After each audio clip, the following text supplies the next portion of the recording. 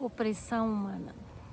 Em Eclesiastes 7:7, a palavra de Deus diz: verdadeiramente a opressão faz endoidecer até o sábio. E quando nós lidamos com a opressão espiritual, ela é mais fácil porque nós rejeitamos e aquilo se vai, mas a opressão humana, ela requer mais de nós. Ela requer porque normalmente quem oprime são pessoas da nossa convivência, é algo que acontece diariamente, e isso requer um esforço muito grande emocional e espiritual, porque quando algo é só espiritual, em nome de Jesus nós temos autoridade e nós rejeitamos isso. Mas a opressão humana, ela requer um emocional forte e normalmente o oprimido não tem. E uma coisa que nós devemos prestar atenção é que muitas vezes nós só falamos do opressor, mas o oprimido, ela necessita. Ela só sabe viver daquela maneira e ela está sempre buscando uma repetição de padrões para manter aquilo que ela teve no passado. E se a gente for analisar, a opressão humana, ela vai contra o propósito de Deus com a criação, porque a criação de Deus é que o homem dominasse sobre as coisas, sobre os animais, sobre a terra, mas nunca sobre homens, nunca sobre pessoas. Mas o diabo tenta distorcer o chamado do Senhor para nós e muitas vezes somos usados e permitindo que os outros nos usem como fonte de opressão. E há algumas características que nós devemos observar. A primeira delas é você não pôde se expressar, você deixou de ser quem você realmente era.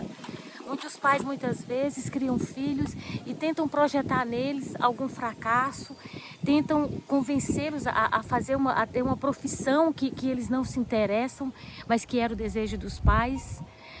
Outros se envolvem em relacionamentos e são completamente anulados. Um rapaz um dia chegou para uma psicóloga, a pastora Ana Maria, de onde eu estava ouvindo, né, algo sobre isso. Achei minha agenda de 20 anos atrás e tocou o meu coração com a palavra dela, fazer esse vídeo. E ela disse que um paciente dela chegou para ela e falou assim: minha mulher é maravilhosa, ela é perfeita, ela arruma tudo. E aquele homem era um zero à esquerda naquele relacionamento. Ela decidiu onde viajar, o que fazer com o dinheiro, o que comprar. E aquele homem se anulou completamente. Então, muitas vezes, muitos jovens estão numa turminha e você começa a ver a transformação, eles se tornam outras pessoas, eles não são mais aquelas pessoas que eram antes. Então, a gente tem que tomar esse cuidado, ver se a gente continua, as pessoas que estão ao redor de nós, elas permitem que nós sejamos quem nós somos, com as nossas falhas, elas nos amam do jeito que a gente é, ou eles constantemente estão tentando nos modelar ao seu estilo. A segunda coisa também que é importante é quando a gente foi criado num ambiente que a gente não conseguia expressar sentimento, ira, alegria, muita alegria, você está rindo demais, ou homem não chora. Quantas crianças, quantos homens cresceram ouvindo que homem não chora e se tornaram homens com problemas porque nunca aprenderam a expressar seus sentimentos, as suas necessidades. É muito importante que nós, como os pais, deixamos que nossos filhos chorem sim, que eles se expressem, que eles deixem vazar a sua ira. A gente só precisa estar perto para orientar, mas aquela frase típica, cala a boca, menino não tem direito, isso é muito triste na formação. E mais tarde nós vamos repetir isso de alguma forma.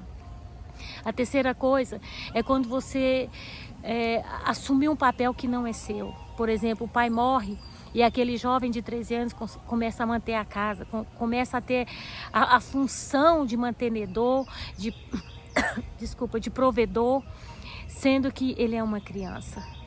E aquilo desenvolve força uma situação. Muitas mulheres, a mãe morre e a filha toma o lugar de mãe. Eu tenho uma amiga que ela cuidou de 6 irmãos mais novos e ela decidiu não ter filho, porque ela foi mãe na adolescência. Teoricamente ela não gerou aquelas crianças, mas ela cuidou e ela não teve filhos. Então é muito importante uma quarta coisa é que muitas pessoas que permitem a opressão na vida dela é que não puderam ser crianças. Com 6, 7 anos houve um divórcio e aquela criança se viu na obrigação de cuidar da mãe, ou a filha de cuidar do pai, ou mesmo morando juntos, relacionamentos não saudáveis, abusivos, e os filhos tomam o lugar do pai. Quantos jovens com o pai dentro de casa se tornaram os pais dos irmãos? Então tudo isso vai gerando um buraco dentro das pessoas, e que mais para frente nos seus relacionamentos elas vão procurar pessoas que mantenham isso, porque nós temos a tendência a buscar algo que é familiar para nós, mesmo que inconsciente. Quem foi criado num ambiente de opressão é aquilo que ela tem, é o que ela conhece, é aquele ambiente de opressão. E a outra coisa também é quando as pessoas vivem para agradar a Deus, para agradar os homens. Se nós decidimos viver para agradar os homens, nós não vamos conseguir bons resultados. Nós devemos viver para agradar a Deus, seguir aquilo que Ele fala, o amor que Ele nos ensinou, e aí sim nós vamos transbordar para agradar as pessoas. Quantas pessoas são viciadas na internet hoje em dia, que postam uma coisa, ai, fulano não deu like, ai, né, tive só 20 likes, e é uma dependência de que as outras pessoas estão gostando ou não. Eu vi uma reportagem sobre aquelas irmãs que fazem muito sucesso na internet, as Kardashians, e a mais velha foi para Cancún, no México, e tirou mais de 1.500 fotos em 4 dias. E a reportagem dizia, será que ela olhou para a paisagem? Então, quer dizer, há uma necessidade muito grande de se aparecer, de mostrar. Então, nós temos que ter cuidado com essas coisas, porque essas coisas vão trazer relacionamentos doentios. E nós temos que ter cuidado com o nosso coração. Porque a palavra de Deus diz que o Senhor nos chamou para dominar a terra. Conhecereis a verdade, e a verdade nos libertará. Vos libertará. Então, é a palavra de Deus, e essa liberdade não é algo externo, é algo interno. É bom que a gente viva saudáveis. Isso não é uma vida sem altos e baixos, não. A vida é assim, tem momentos difíceis, mas o problema é quando a vida é só problema, é quando não há alegria. E não para isso que o Senhor nos chamou. As pessoas que permitem ser oprimidas, elas não conseguem desenvolver o papel que Deus chamou.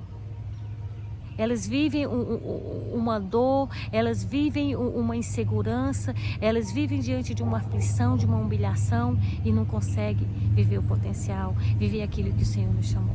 Que o Senhor nesses dias nos dê luz das pessoas que estão em volta de nós.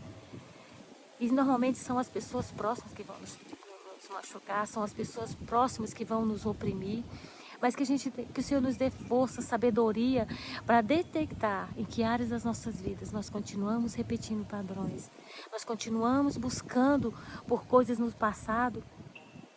Uma coisa muito importante é quando uma criança não pôde ser criança, quando ela se tornou adulta com 6, 7 anos, provavelmente ela não vai ser um bom pai ou uma boa mãe. Porque ela não soube viver. Então que o Senhor nos dê luz, que a gente possa ser melhores pais, melhores mães, que a gente possa dar para os nossos filhos a estrutura, que eles possam continuar um legado de paz, de alegria. Que nessa manhã o Senhor nos visite e que a gente possa detectar. Será que eu vivo para os outros? Tudo que eu faço é dependendo do Instagram? Será que eu não vivi a minha infância, eu não pude ser uma criança? Que o Senhor nos cure nessa manhã. Que o Senhor visite o nosso coração, traga a luz, algo que realmente precisa ser curado, porque a única coisa que nos faz caminhar é quando nós caminhamos para Deus.